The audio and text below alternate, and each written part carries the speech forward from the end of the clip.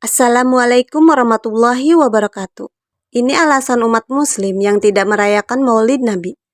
Ketika bulan Rabiul Awal tiba, umat Islam di seluruh dunia akan kembali diingatkan pada salah satu peristiwa terpenting dalam sejarah agama Islam, yaitu kelahiran Nabi Muhammad SAW.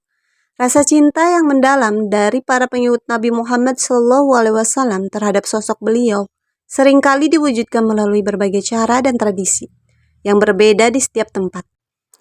Salah satu cara yang paling utama dilakukan oleh umat Islam untuk menunjukkan kecintaan mereka adalah dengan memperingati Maulid Nabi, yaitu perayaan yang diselenggarakan untuk mengenang kelahiran dan keteladanan hidup Rasulullah SAW.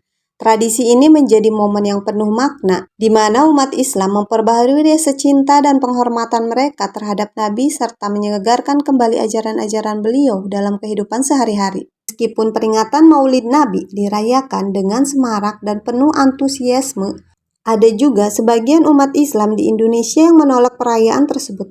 Bahkan, banyak dari mereka secara aktif menyuarakan ketidaksetujuan mereka dan dengan lantang menyebarluaskan pandangan yang menolak pelaksanaan peringatan Maulid Nabi ini. Di tengah umat Islam Indonesia, saat ini terdapat dua kelompok besar yang memiliki pandangan yang berbeda mengenai perayaan Maulid Nabi SAW. Dikutip dari lembaga dakwah di Mesir, menekankan bahwa ada banyak orang yang enggan merayakan Maulid Nabi karena perayaan semacam ini tidak ada pada masa-masa awal Islam. Namun, mereka menyatakan bahwa alasan tersebut tidak cukup kuat untuk dijadikan dasar melarang perayaan Maulid. Lembaga Fatwa Mesir menyatakan bahwa tidak ada yang meragukan kecintaan generasi awal umat Islam terhadap Nabi SAW. Namun, ekspresi dan cara mengungkapkan rasa cinta tersebut bisa berbeda-beda. Sebuah tindakan tidak dapat langsung dikategorikan sebagai ibadah, hanya berdasarkan bentuk pelaksanaannya, melainkan sebagai sarana atau wasilah yang diperbolehkan untuk digunakan sesuai kebutuhan.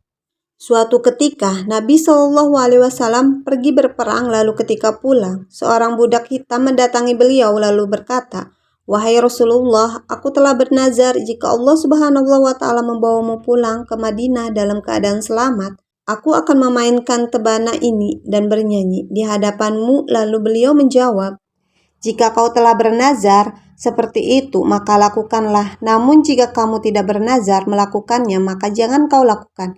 Hadis riwayat Imam Ahmad dan Tirmizi. Sedangkan pandangan yang secara tegas menolak peringatan Maulid Nabi disampaikan oleh Lajnah Daimah, sebuah komite fatwa dan riset dari Kerajaan Arab Saudi. Ulama-ulama yang bergabung dalam komite ini berpendapat bahwa mempelajari kisah hidup Nabi SAW, terutama terkait ibadah, ucapan, tindakan, dan akhlak beliau sangat dianjurkan, namun tanpa mengaitkannya dengan perayaan Maulid. Lajnah Daimah menegaskan bahwa jika perayaan Maulid Nabi dikaitkan dengan Imam Syafi'i, hal tersebut tidaklah valid. Alasannya adalah karena tradisi Maulid baru muncul pada abad keempat Hijriah, tepat pada masa kekuasaan dinasti Fatimiyah. Sedangkan Imam Syafi'i sendiri wafat pada tahun 204 Hijriah, jauh sebelum peringatan ini dikenal. Syekh Abdul Aziz berpendapat bahwa menyelenggarakan peringatan Maulid Nabi seolah-olah menunjukkan bahwa Allah belum menyempurnakan agamanya bagi umat ini. Hal ini juga memberikan kesan bahwa Rasulullah SAW belum sepenuhnya menyampaikan apa yang harus dilakukan oleh umatnya, sedangkan muncul sekelompok orang yang menciptakan inovasi-inovasi baru yang sebenarnya tidak diperbolehkan oleh Allah. Itulah argumen dari kedua belah pihak mengenai peringatan Maulid Nabi. Sebaiknya kita saling menghormati pilihan yang diambil oleh sesama saudara kita. Wallahu a'lam bishawab.